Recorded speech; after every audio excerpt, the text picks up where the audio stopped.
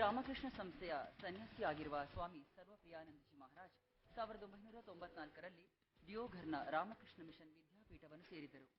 ದಿಯೋಘರ್ ವಿದ್ಯಾಪೀಠದ ಉಪ ಪ್ರಾಂಶುಪಾಲರಾಗಿ, ಬೇಲೂರು ಮಠದ ಶಿಕ್ಷಕರ ತರಬೇತಿ ವಿದ್ಯಾಲಯದ ಪ್ರಾಂಶುಪಾಲರಾಗಿ, ವಿವೇಕಾನಂದ ವಿಶ್ವವಿದ್ಯಾನಿಲಯ ಕೋಲ್ಕತ್ತಾ ಹೌರಾ ಇದರ ಪ್ರಥಮ ಕುಲ ಸಚಿವರಾಗಿ ಸೇವೆ ಸಲ್ಲಿಸಿದವರು.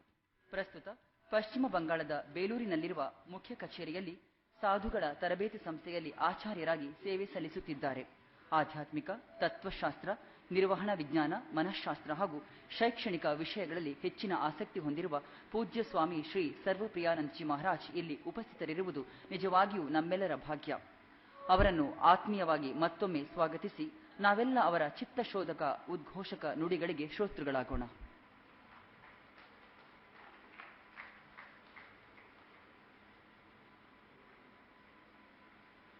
ಓಂ ನಮಃ ಶ್ರೀ ಯತಿರಾಜಾಯ ವಿವೇಕಾನಂದ ಸೂರೈ ಸಚ್ಚಿತ್ ಸುಖ ಸ್ವರೂಪಾಯ ಸ್ವಾಮಿನೇ ತಾಪಹಾರಿಣಿ.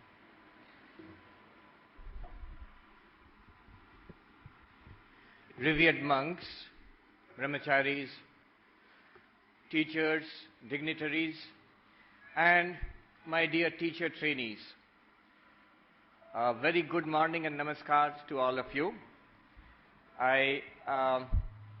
It's a privilege for me, and I feel proud to be here this morning with all of you, the teacher trainees who have come from different teacher training colleges, B.Ed colleges, from different parts of Karnataka. As you just heard, just now, he was reading out a little bit about me. I've been teaching for the last 20 years. I have been teaching. For the first 5 years, after becoming a monk, for the first 5 years, I was teaching little children in the Vidyapit Deoghar. And then I was asked to do a B.Ed degree. Just like you, I was also a B.Ed trainee. And then after that, I became the principal of a B.Ed college. So I was teaching teachers. First I taught students, then I was teaching teachers, and I became principal of a teachers training college. Now, I am teaching monks. Those who are going to be sannyasis, they have a 2-year training period. So we have a training institution for those who are going to be sannyasis, novices. So I am teaching them. Last 20 years I have been teaching, and obviously the philosophy of education is something that I am interested in. And you all are studying the philosophy of education also. It is one of your papers in the B.Ed syllabus. When you study the philosophy of education, of any great educational thinker, you normally ask 5 questions. If you want to know the philosophy of education of any great thinker, you ask 5 questions. What are those questions? First of all, what is the aim or purpose of education? So you ask that person, you interrogate the books written by that person, maybe Mahatma Gandhi, or maybe Bertrand Russell, or Rousseau, or Froebel, or anybody. What is the aim of education? And a lot of answers you will get. Some will say the aim of education is transmission of culture. Some will say the aim of education is enabling a person to function in society. Some will say character building is the aim of education, and so on. So the aim of education, that's number 1. Number 2 is, what is to be taught? The syllabus. According to that educational thinker, what should be taught to students? What are the items to be taught to the students? And from different educational thinkers, you will get different ideas. You ask Mahatma Gandhi, you all must be reading Basic Education, Bunyadi Siksha. And so there you will find Mahatma Gandhi says that you have to teach the students certain skills based on the local culture, certain skills by which they will learn, at the same time they will earn their livelihood also. If you ask Rabindranath Tagore, what is to be taught? You will find an emphasis on aesthetic development, music and art and so on. Second thing, that is the syllabus, what is to be taught. Third, what is the method of education? If you ask that educational thinker, what special method of education? So Maria Montessori, for example, she gives a special method of education for primary school students. If you ask Froebel, he gives a special method of education Today, we all know it as, I think you all know very well, the kindergarten education. Kindergarten education, Froebel's, it came from Froebel's theories of education, and so on. So method of education is the third question we ask. What special method of education do we find from this educational thinker? The fourth question we ask is, what is the role of the teacher? According to you, sir or madam, what is the role of the teacher? You ask Mahatma Gandhi or Rabindranath Tagore or Jiddu Krishnamurti or Russell or Rousseau or whatever. What is the role of the teacher? And they will give you different answers. And finally, discipline. What form of discipline should there be in the classroom or in our institutions? Though nowadays this final question of discipline has gone out of fashion. I found in new books on the philosophy of education, this last question is left out. They don't talk about it anymore. Anyhow, today I am going to take up two of these points from Swami Vivekananda's philosophy of education. We are going to ask Swami Vivekananda, what is the goal of education? So one of the answers, he has given a number of answers. One of the answers we will take up. That's one idea we'll get from him. The second idea is, what special method of education does he recommend? And that is the second idea we will take from him. Two ideas. One is training in self-control, he says, is one of the goals of education. So that is the first idea we are going to take up today.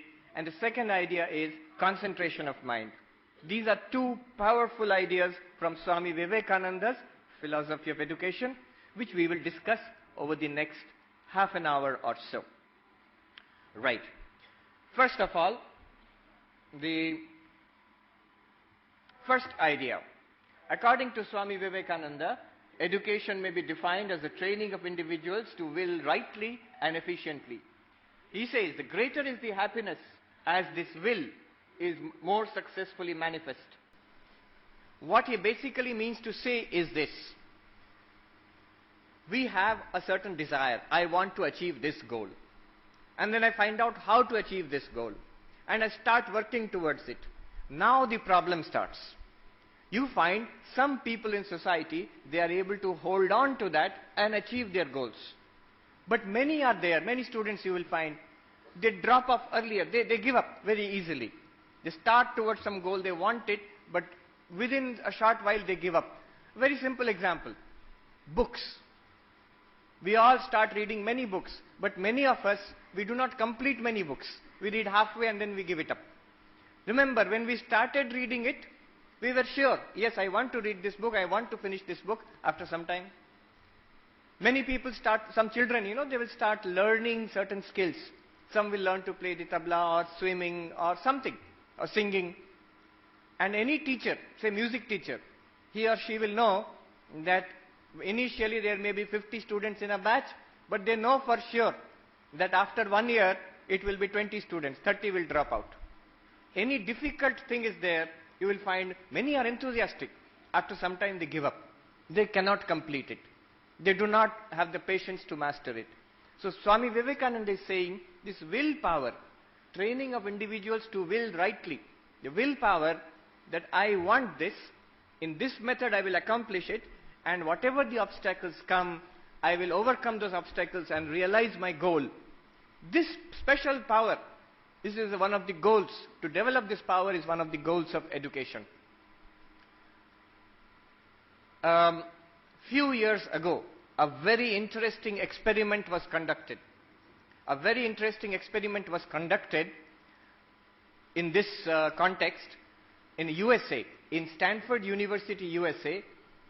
A famous psychologist in 1960s and 70s, Walter Mischel, he conducted an interesting experiment, and I will show you that experiment here today. It is known as the marshmallow test.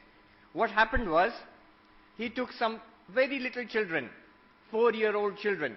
He took them one by one, and the psychologist offered the child one sweet, a marshmallow. It's an American sweet, a little bit like Mysore pak, a little bit like that. And he offered the child, do you want to take it? Naturally the child said yes.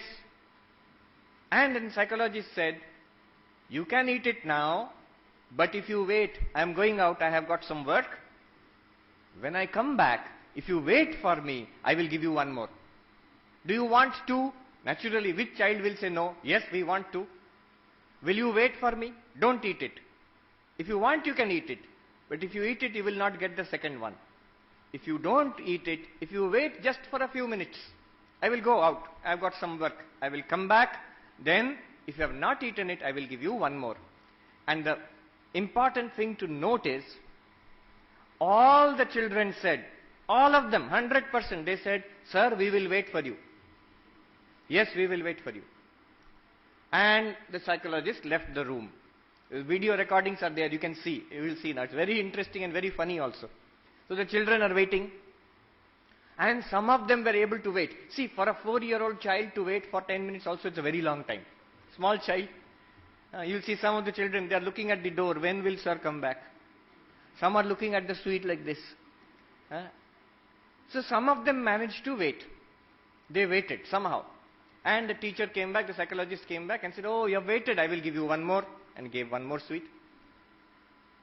Some of them, though they had said we will wait, they could not wait.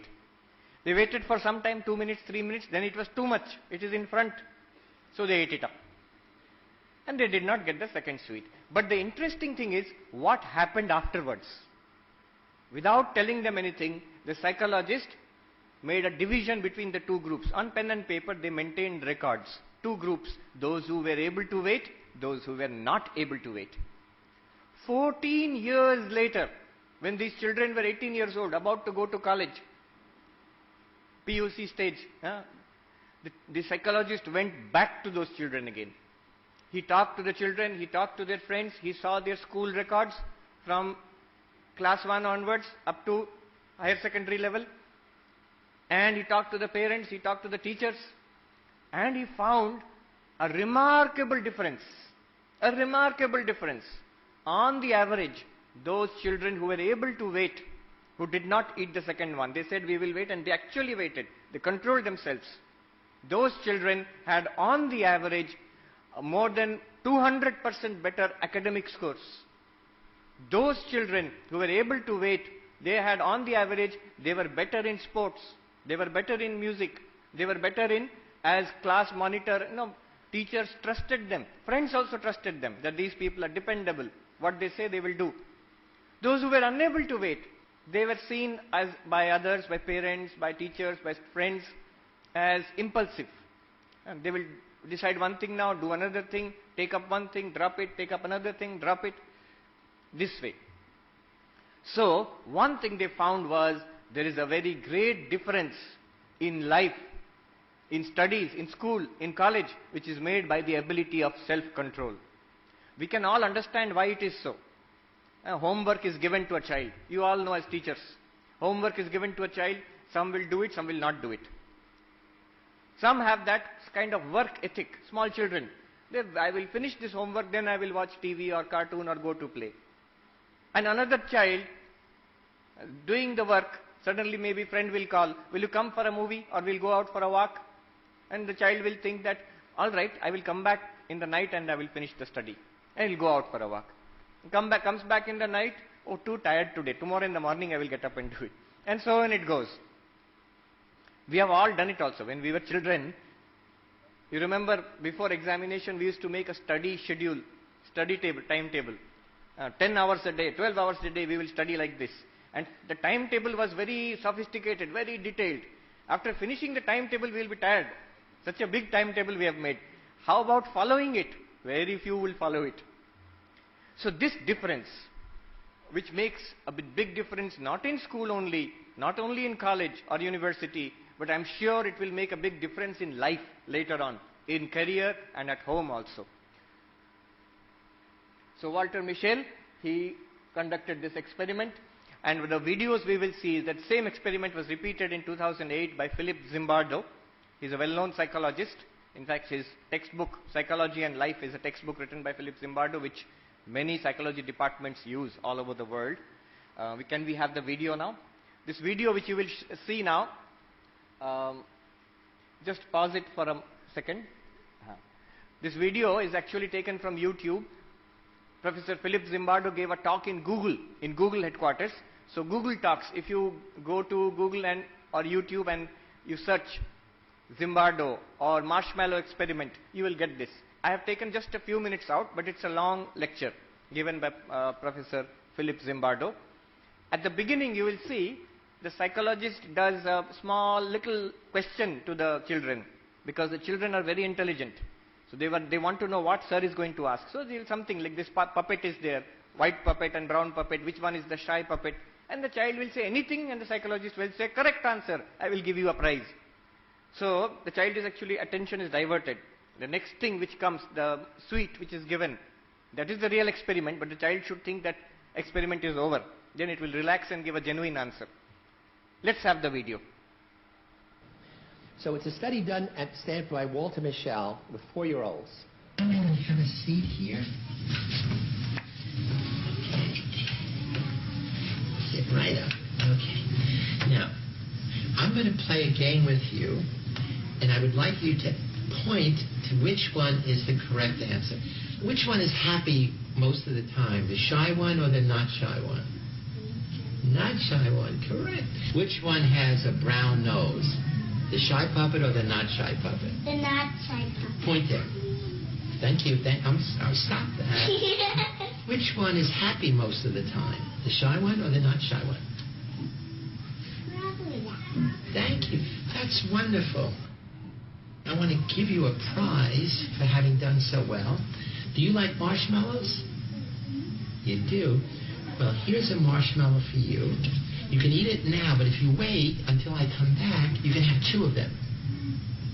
So you can eat this now, but I'm going to go outside for a minute. When I come back, you can have 2 marshmallows if you wait. Okay, I'll wait. Do you think you could wait? Okay, we'll see. I'll be back in a minute. See.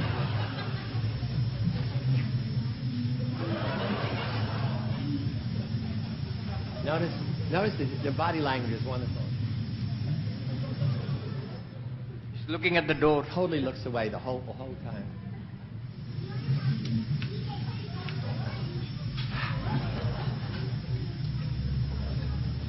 Too hot.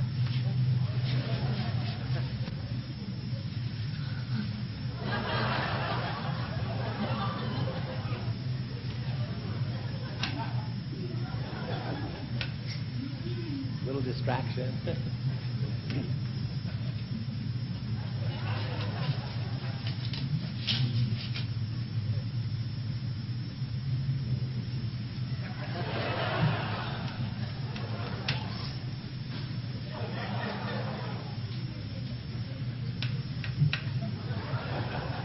Hello. You waited. You waited for me. Okay, so now you know what's going to happen. You're going to get a double treat. So she gets the second marshmallow. I'm going to give you 2 of these. You lovely marshmallows. Do you want to eat them now or save them for later? Okay. Well, go ahead. A little sticky. I've had marshmallows before. So Well, some just children ate waited, it. others just ate it. Right. You got it right. So I'm going to give you a prize. I'm going to give you a treat. The treat is a delicious marshmallow. But if you wait, I have to go check my car. When I come back, if you wait, you can have 2 of them. You can have 1 now, or when I come back, you can have 2. Okay? Okay.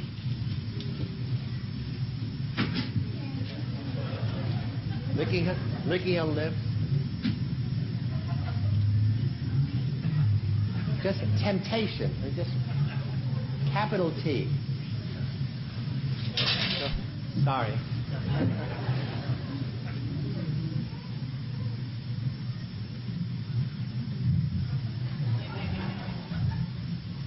Hello, my dear. You ate the marshmallow. Was it delicious?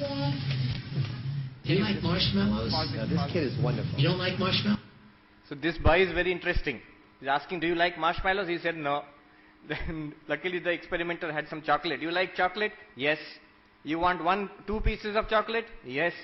Then here is 1. If you eat it now, you will not get the second one. But if you wait for me, I'm going out, you will wait for me? Yes, I will wait. He's saying I will wait, but his hand is going towards the chocolate. And The experimenter explained it to him 4 times.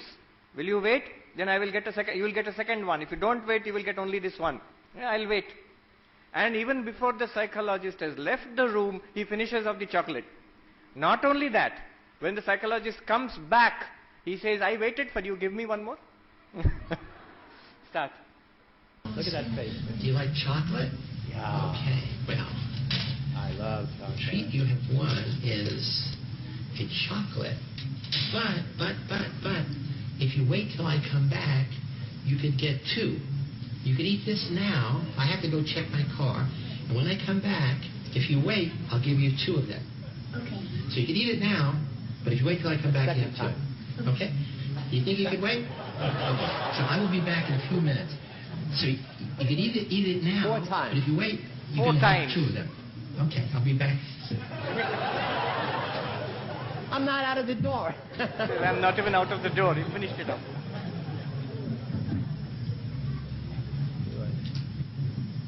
I love your little skull and crossbones. Like total boy. And he's just enjoying it, minding his own business, eating away. Hello, I'm back. Now How listen are you? carefully. Good. I waited. No, you ate it. I waited. You ate the chocolate. He's very surprised. Why he's not getting another one? So clearly, he did not understand a very important connection between if-then. He didn't make the causal link that what he heard was, you can eat 1 now. If you wait, you can have 2.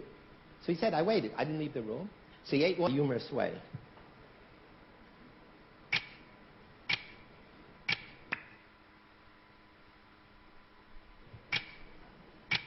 So he repeats a little bit of it. You may already be familiar with the famous marshmallow study conducted by my colleague, psychologist Walter Mischel, in which a group of 4-year-olds were given 1 marshmallow and told they were allowed to eat it immediately. They were told that if they could wait to eat the marshmallow after being left alone with it for a while, then they would be given an extra marshmallow to eat. Most eat the marshmallow as soon as they are left alone with it, but some other children are able to resist temptation. Those children who ate the marshmallow right away are considered to be oriented toward the present, while those who resisted temptation have an orientation toward the future. When the children were interviewed years later as 18-year-olds, there were amazing differences between the children who were able to delay gratification and those children who couldn't resist the immediate temptation. Scored 250 points higher on the SAT, 250 overreacts points. to frustration, works well under pressure, indecisive, self-reliant and confident, prone to jealousy and envy. The we can marshmallow go back experiment to- is a classic go back to study the of how a person... presentation. So that was the experiment. Could we have this light? Yeah. Now that experiment shows that the ability to delay gratification. I can have something right now. Maybe I can go and see a movie, or I can browse on the internet or gossip with my friends, or I can finish my assignment from the school or college. Then I will get something. If you can make a sacrifice at present, you are likely to get much more in the future. And this is the basis of any kind of higher activity. You have some self-control, some sacrifice at present. You work towards a higher goal, and you will get much more. It's not nothing to do with spirituality as such. It's a basic understanding of the laws of causality. Cause and effect. If I put in so much work now, I will get much more result later on. You are all teachers, or you're going to be teachers. You will all see in the classroom, students, large number of students will be like this, impulsive. Unless you force them to do something, they will be unable to complete their assignments or work at it. They have got so many distractions, especially these days, cartoons and internet and friends and gossiping and so on. And there are some who are self-motivated. They are somehow, maybe because of genetic reasons or parental, the environment they get at school or at home, they are able to pursue their goals, their higher aims, make a sacrifice now and get something more in future. Now, this ability to delay gratification, this is one of the main components of what is now known as emotional intelligence, EQ. we are talking about EQ these days, one of the central components of EQ is this ability to delay gratification. It's a necessary component of success in life.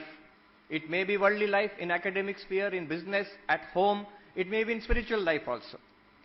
The interesting thing is that,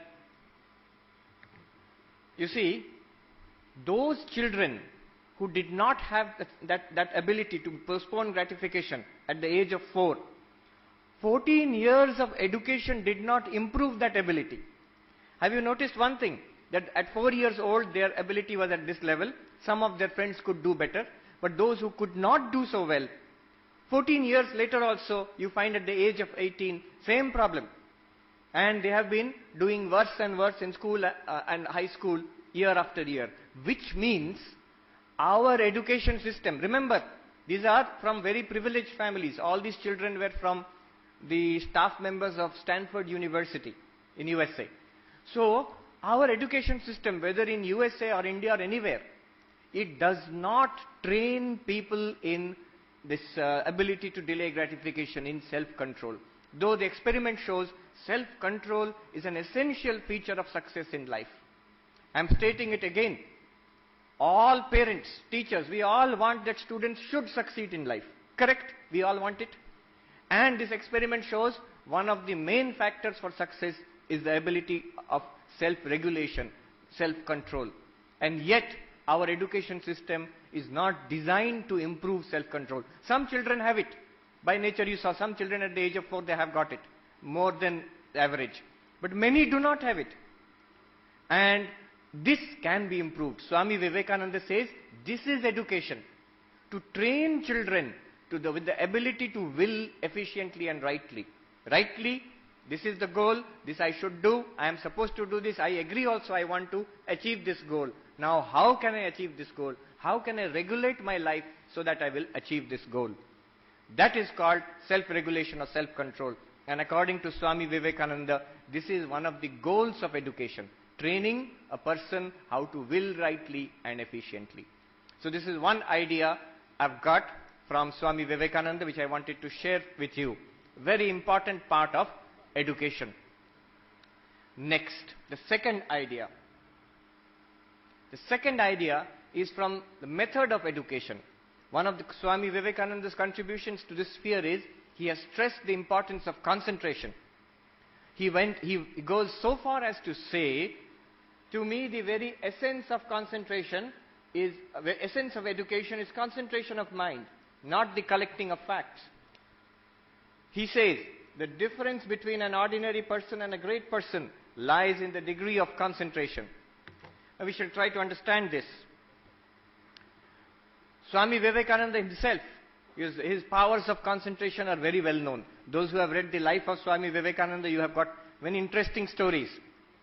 For example, in Belur Mutt, where he used to stay towards the end of his life, one day he was in his room and his disciple Sharat Chandra, he came into Swami Vivekananda's room and he found Swami Vivekananda is reading an Encyclopedia Britannica. Encyclopedia Britannica. And Sharat Chandra says, he saw these so many big volumes, thick volumes on the bookshelf, and he said, Swamiji, it's impossible for a human being to finish all these big fat books in one life. Actually, these days, if you tell children about Encyclopedia Britannica, they will not be so impressed, because for them Encyclopedia Britannica means one DVD. It will come in one DVD. But in those days, so many thick books, big shelf full of this encyclopedia. Swami Vivekananda said, what are you saying? I have already finished 9 volumes. I am reading the 10th volume. You can ask me any question from these 9 volumes. And Sharat Chandra did that. He picked out the volumes at random, opened the pages arbitrarily and asked questions. And Swami Vivekananda, to his amazement, Swami Vivekananda replied to all of those questions. And often, Sharat Chandra records in his diary, often in the same language down to the comma and the full stop. And he was amazed. He asked Swami Vivekananda, how is this possible? And Swamiji said, with concentration and purity of mind, it is possible for everybody. Anybody can do this. When I say this, when I tell students, They do like this and say, Swamiji, it is possible for Vivekananda, but our condition is very bad. When I open a book, I look at a book, the students, many students say this, I open a book, I look at this book, half an hour I'm looking at the same page, my mind has gone all over the world. But if somebody asks, what did you read in this page? I don't know. What is there? I don't know. Can we have that power of concentration? Even today it is possible. Even today it is possible. I'll discuss some ideas which Swami Vivekananda has given over the next few minutes. You know, when Swami Vivekananda says the difference between an ordinary person and a great person lies in the degree of concentration, at first I was not convinced. Ordinary person and a great person, so many differences are there. Why only concentration? Why only the degree of concentration? But Swami Vivekananda said this, and I realized this one day, many years ago, about 16, 17 years ago. I was a brahmachari like them in our training center in Belur Math. Another person, another monk was there. He's a brilliant student. He was All India second in the IIT joint entrance examinations. And then he did his computer science in IIT Kanpur. He was the topper there. Very brilliant student. Now one day I saw the secret of his success in different spheres. He was sitting and reading a book, this monk I'm talking about. I passed in front of him. I asked him, what are you reading? He's sitting there on the bed, his leg is stretched out in front. He's sitting and reading a book. What are you reading? I'm standing in front of him and asking. He cannot see me, he cannot hear me. I put out my hand and caught hold of the big toe of his foot and I shook it. What are you reading? You will not believe it. I am touching a person's body. He cannot feel it. He cannot feel it. He's reading. It's only when I went close and I lifted the book to see the title, he got a shock. Now that is concentration. That day I understood. The secret of his success is concentration. The ability to concentrate. Now he has got it by, I don't know how he has got it. He did not develop it by any particular means, but he has got it. And that is the secret of his success. Another monk I saw.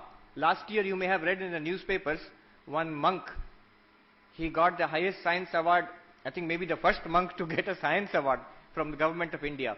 Shanti Swarup Bhatnagar Award in mathematics. He is a monk in our university in Ramakrishna Mission. That Swamiji, one day I saw how much concentration he has got. One day in the morning I went to that university at 7 o'clock. And this Swami is very tall. He is walking by, he's saying, I am going to sleep now. So I asked, 7 o'clock you are in the morning, you are going to sleep, what happened? The story was that the day before, in the evening, he was working with the PhD student, guiding that PhD student. And 7 o'clock or 8 o'clock, the PhD student, he said, Swami, I am going home. Tomorrow I will come back and we will work. So he went home. But this Swami, he went on working. 8 o'clock, 9 o'clock, 10 o'clock, forgot to eat. 11 o'clock, 12 o'clock, forgot to sleep. 1 o'clock, 2 o'clock, 3 o'clock, 4, working. 4 o'clock, 5 o'clock, 6 o'clock, 7 o'clock, he got up and is going to sleep. Now I asked him the question, which will be in your mind, in my mind also same question was there. I said, why didn't you stop working, eat and sleep? And we would have thought, let me eat and sleep now. Tomorrow again I will start working. Why not? Why didn't you do that? And listen to his answer. He's very tall, so he's looking down at me as if I am mad. He's looking at me and he said, but I can't sleep. But I can't sleep. Why didn't you go to sleep? I can't sleep. Until I finish that work, I cannot sleep. Now you see, this is concentration. The ability to focus and hold on to something. Few years back, I went to IIT Kanpur. Best IIT, some people say. Indian Institute of Technology, Kanpur. Most brilliant students are there in our country. And you know what I found? Not one person, not Swami Vivekananda or one monk, but the entire campus, thousands of students. One thing I will tell you. We talk about work culture of corporation. Look at the work culture of students. I went to their library on Sunday. Library is open 24 hours a day, 7 days a week, always. I went to the library on Sunday morning, 7:30, 8 o'clock. I was staying in the campus there. At 8 o'clock, I saw some boys and girls, they came to study in the library. I went out for some work. I had lunch. I came back in the afternoon. 3 o'clock. I saw the same boys and girls sitting there in the same place and studying. And I liked it so much, I told one of the PhD students there, I like it. These boys and girls, they are studying for 8, 9 hours at a stretch. So much focus, concentration is there. And that student, he smiled and he said, Swamiji, this is nothing. If you come before examinations on Sunday, you will find 8 o'clock, the library will be full, hundreds and hundreds of students. And they will study. Afternoon, they may go downstairs in the cafeteria, they may take one sandwich or something, again come back. They will not go back to the hostel. Throughout the afternoon, they will study. Throughout the evening, they will study. Not going back to hostel for food also, not going back to hostel for sleeping also. Throughout the night, they will study, hundreds of students. Next day in the morning, they will get up. Here in this library, bathrooms itself, they will wash their face. Bicycle is there. Nobody has got scooters or motorcycles there. So no sound should be there. Huge campus. More than 10,000 students. No sound. They will go to their examination hall after having studied 24 hours without a break. So not one student, not two students. 700, 800 students there. Now, I went to another engineering college, a private engineering college. Boys and girls were there. I was talking to them. And I told them, do you know the difference between IIT, Kanpur, or any brilliant those students, top institution, and your group? They said, no, Swamiji, they are more intelligent. Not more intelligent. No, they are better teachers. Not better teachers. I was there, I've seen. More facilities they have got. Not better facilities. I've seen your facilities. Let me tell you the difference. The difference is this much only. I went to your library just now. I told those boys and girls. I went to your library just now, 5 o'clock. Only 2 girls were there taking some books. Then I went to your computer room, full of latest computers, shining equipment, empty, nobody's there. I asked the teacher in charge, do you not allow the students after class hours to use the computers? The teacher said, yes, we allow them. But where are the students? Oh, sab ghumne chala gaya. They've all gone out to, they have gone out partying, maybe movies or friends, they've gone out for a trip somewhere. They don't come. I said, this is the difference. Not intelligence, not so much. Not better teachers, not better facilities. The concentration those boys and girls have got. Not 1 or 2, all of them. They are focusing on something and holding on to that. Now the question is, how can we improve our concentration? Swami Vivekananda also has given certain ideas. These are 2 books, you can just write down the names.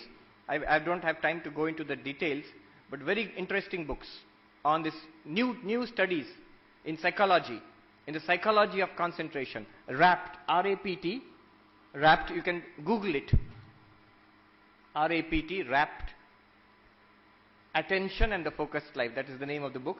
And this book is especially very, very important and very significant. It's called Flow, F-L-O-W. F-L-O-W, Flow. You can just check it out on Amazon. And this book is available everywhere in good bookshops. I will not tell you the name of the author. Here is the name of the author. It's such a big name. You can see here. If you can actually memorize it, then your concentration is good actually. You pronounce it Mihai Csikszentmihalyi. Anyhow, these are 2 important books. But,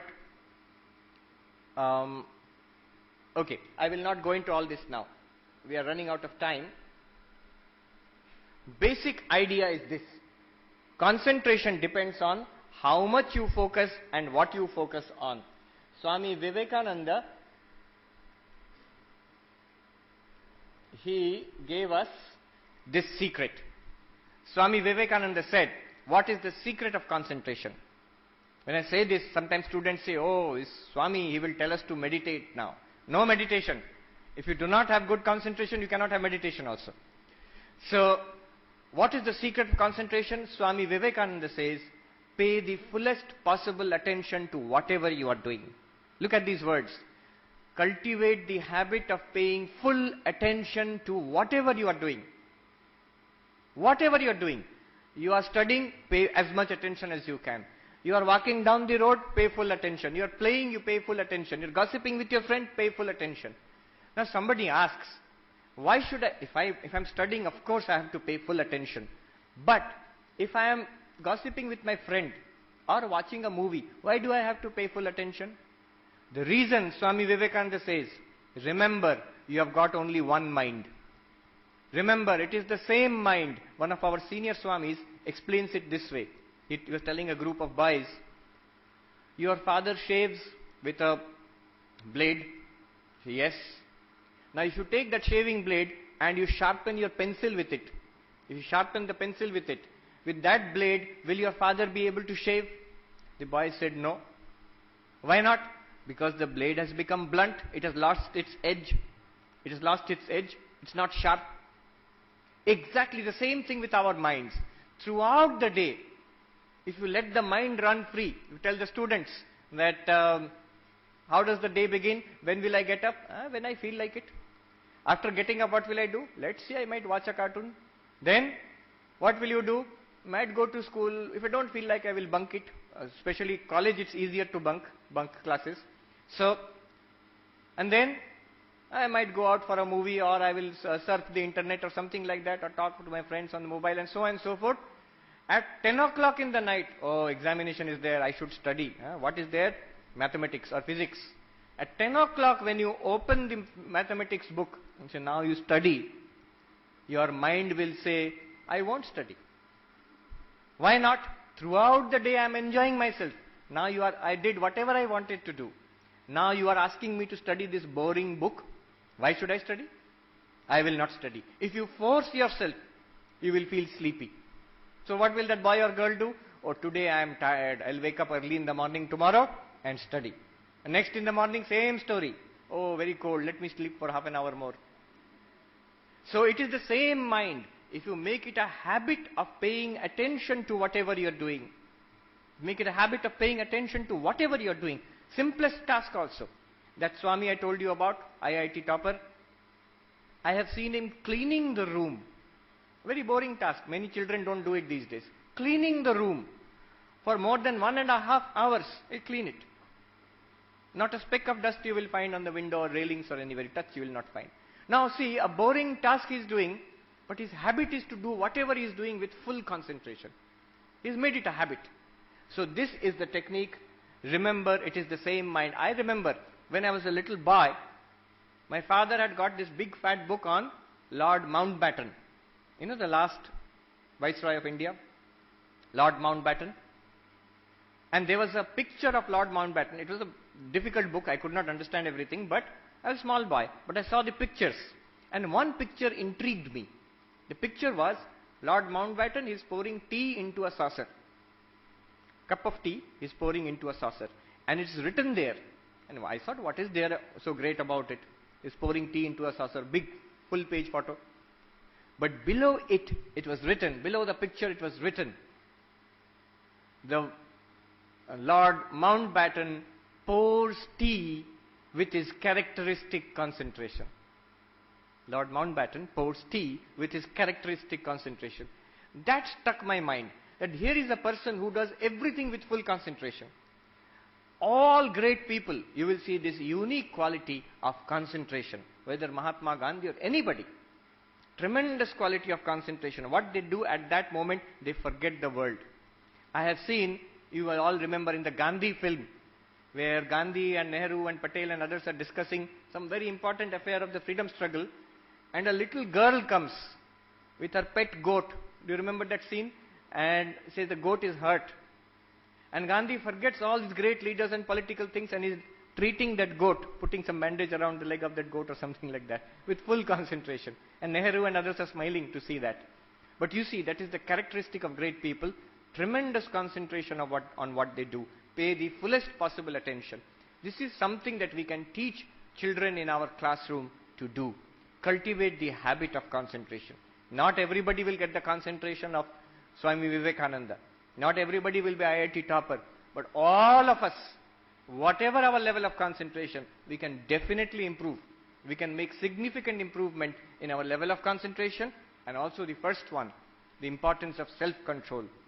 If you show children that self-control, self-regulation is deeply connected to your success in life, then they will feel the importance of self-regulation, setting a goal, pursuing it till it is achieved. These are the two ideas I wanted to convey. I have also run out of time.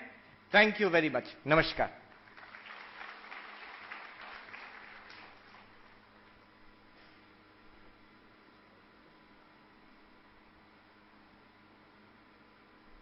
Do we have time for one question? I think we can take one question. Anybody has a question regarding concentration, self-control, anything? Nobody?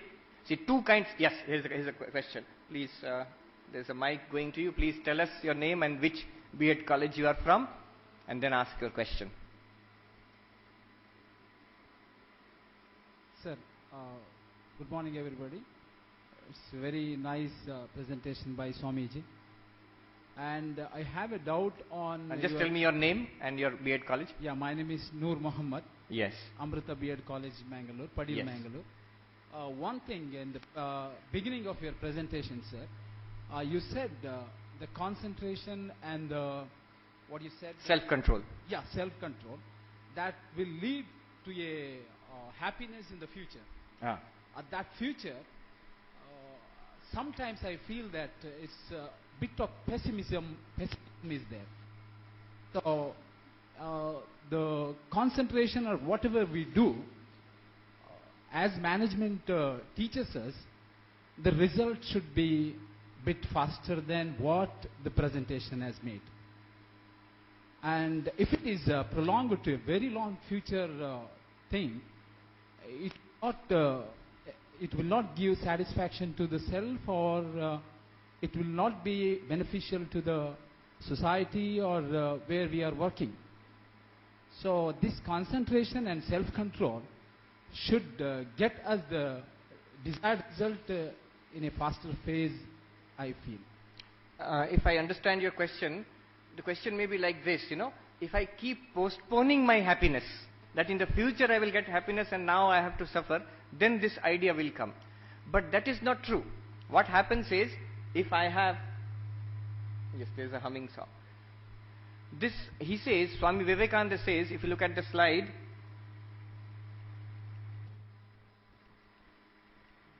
he says that the greater is the happiness as this will is more successfully manifest.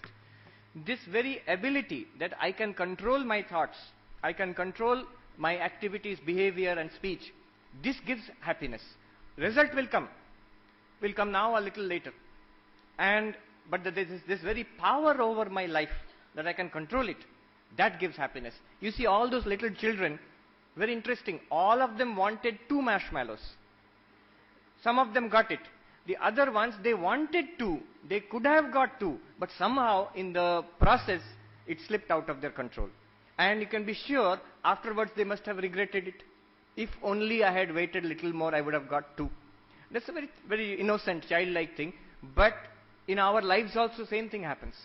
Many students, you see, who drop out of courses with great difficulty, they may get admission in management or B.Ed or engineering, and unable to complete, unable to keep up with the requirements, academic requirements, because of their lifestyle. Afterwards, they are unhappy. If only I had controlled my life at that stage, I could have got what I wanted. But yes, the result should not be something in the very far future. That's the result. Actually, there is in Gita, there is a saying, Swalpamapyasya dharmasya trayate mahato bhayat. A little bit of practice of this also gives immediate results. You feel better. Thank you very much.